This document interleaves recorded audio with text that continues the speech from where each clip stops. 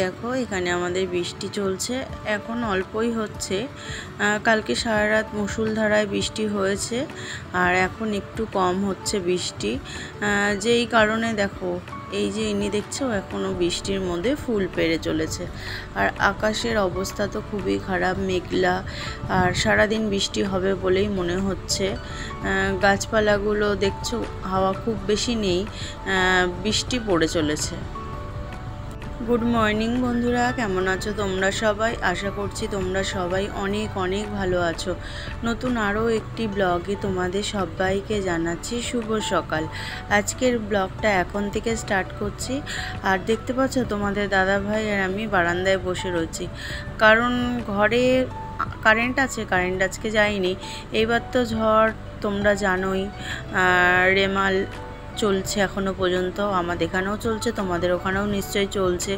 অনেক জায়গায় অনেক ক্ষয়ক্ষতি করেছে, কিন্তু আমাদের এই সাইডটাতে অতটা খুব ঝড় হয়নি, মানে বৃষ্টি বেশি হয়েছে। এইদিকে দেখো মেয়ে পড়তে বসে গেছে, আর ও ঘুম থেকে একটু দেরি করে ওঠে, তোমাদের তো বলি। আর এখন ভিডিও করছি বলে হাসছে। আর মাথাটার অবস্থা দেখো, বললাম যে ভালোভাবে তো মাথাটা আঁচড়াতে পারিস। আজকে যেহেতু তোমাদের দাদাভাই কাজে যায়নি, তাই সকালে কি টিফিন করব ভেবে পাচ্ছিলাম না। একবার বলছে মেয়ে আর বাবা মিলে যে ডিম টোস্ট করো, কিন্তু বাইরে এত পরিমাণ বৃষ্টি হচ্ছে, আমাদের পাশে বৌদিদের দোকানে রুটি নেই। তা বলছে বৃষ্টির মধ্যে আর আনতে যেতে হবে না রুটি, সকালে হালকা কিছু খেয়ে নাও। তা বলল ঘরে চিড়ে থাকলে চিড়ে ভেজে দাও। তাই চিড়ে নিয়ে নিচ্ছি, চিড়েটা একটু ভেজে দেব, নুন চিনি দিয়ে ওরা এটাই খেয়ে নেবে। আর আমার মেয়ে বলছে আমি চিড়ে ভাজা খাবো না, ও তো এইসব খেতে চায় না জানো। ও যেদিন মুড হবে একটু চিড়ে সকালবেলা এমনি ভিজিয়ে খায়, আর ভাজাটা হলো বিকেলের দিকে খেতে চায়। আর আজকে আমি খাবো না, ডিম টোস্ট খাবো। তা বৃষ্টি এতই হচ্ছে, ঘরে ডিম রয়েছে কিন্তু পাউরুটি তো নেই, কিছু করার নেই। তাই আমি বললাম থাক, আজকে যা আছে তাই খেয়ে নাও, অন্য দিন খেয়ে নিও। আর এই দিকে দেখতে পাচ্ছ মেয়েকে বারবার জিজ্ঞেস করছে তুমি খাবে, তাহলে আর আমি এক গাদা করবো না, কারণ বেশি নিয়ে দেখো সকালে টিফিন হালকাটা খাওয়াই ভালো, আর বেশি নিলে পরে তখন আবার পড়ে থাকবে।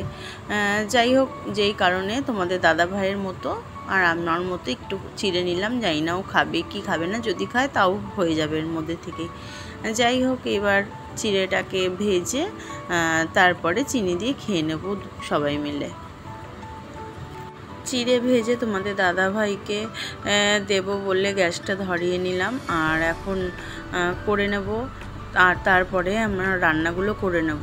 বলা যায় না, ঝড় বৃষ্টি হচ্ছে, ঝড় তো হচ্ছে না, বৃষ্টি বেশি হচ্ছে, কখন কারেন্ট চলে যাবে তার তো ঠিক নেই বলো। যেই কারণে তাড়াতাড়ি করে নেব।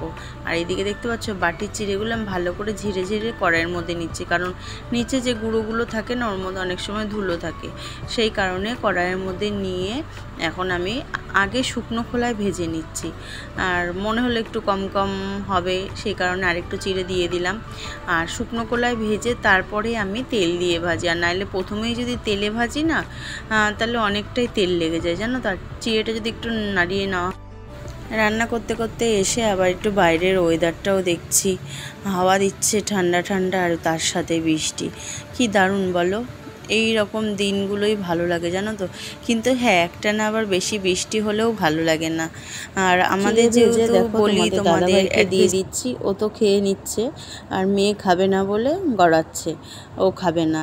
এমনই করে জানো তো, যখন ভাবে যে খাবো না তো খাবোই না, পরে কি করবে জানো তো, যখন শেষ হয়ে যাবে তখন বলবে খাবো। তারপরে চলে আসলাম রান্নার জোগাড় করতে।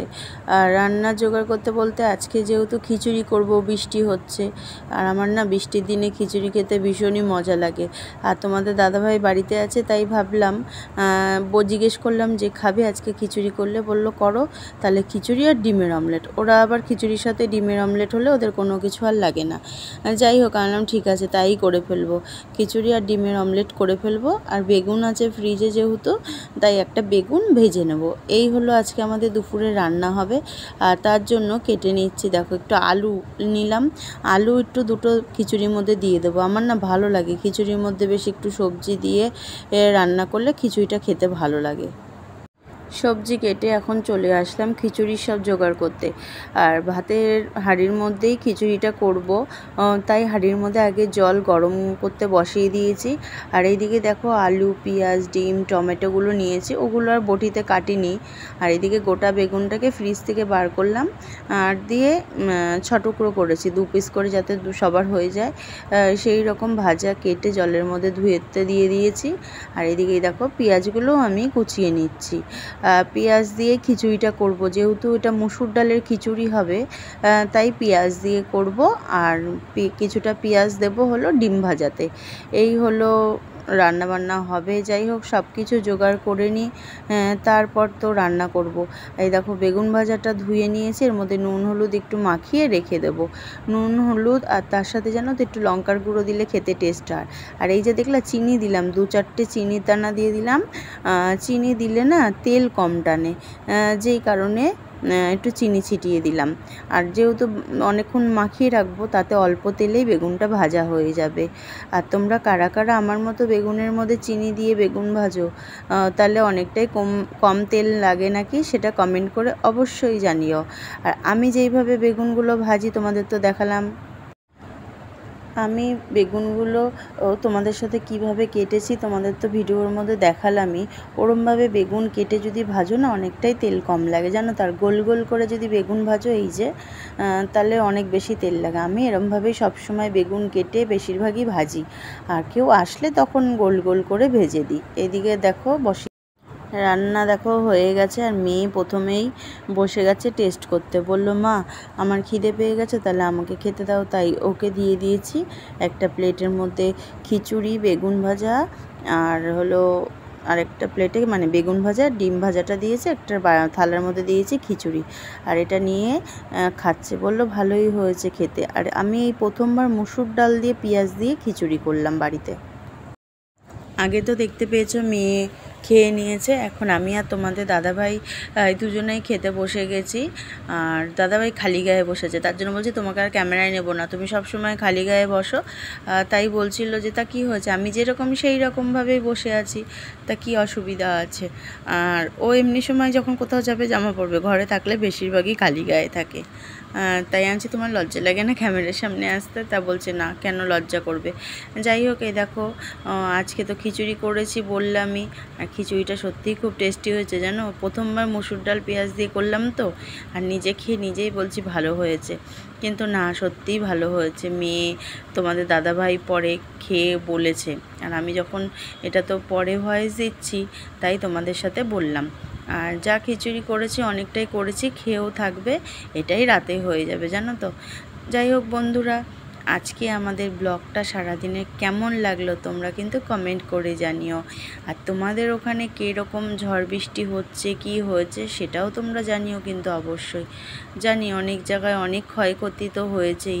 আমাদের এই সাইডটা যেহেতু গাছপালা কম, সেই কারণেই মানে অতটা ঝড়ের আবহাওয়া পাইনি, কিন্তু সত্যি আমফানের বেলায় কিন্তু অনেক অনেক বেশি এর থেকেও ঝড় হয়েছিল, বৃষ্টি হয়েছিল।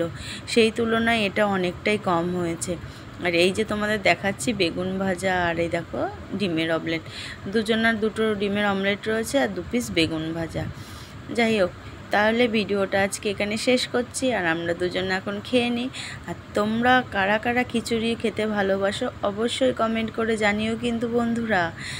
যাই হোক, সবাইকে টাটা, ভালো থেকো, সুস্থ থেকো, আর এইভাবেই তোমরা আমার পাশে থেকো। আর তোমরা কী ধরনের ভিডিও আমার থেকে দেখতে চাও সেটাও কিন্তু কমেন্টে লিখো, তাহলে আমার ভিডিও বানাতে আরও এনার্জি লাগবে না। তোমরা ভালো ভালো কমেন্ট যত করবে, তত আমার ভিডিও করতেও এনার্জি আসবে। জানি না, অনেক কমেন্ট আমার কাছে তো কম আসে, আমি তো অত ভালো ভিডিও বানাতে পারি না। যাই হোক, চেষ্টা করছি, নিশ্চয়ই একদিন ভালো কিছু হবেই, বলো ধৈর্যের ফল মিঠাই হবে। যাই হোক, তাহলে সবাইকে টাটা, দেখা হবে নতুন আরও একটি ব্লগে, ততক্ষণ তোমরা ভালো থেকো।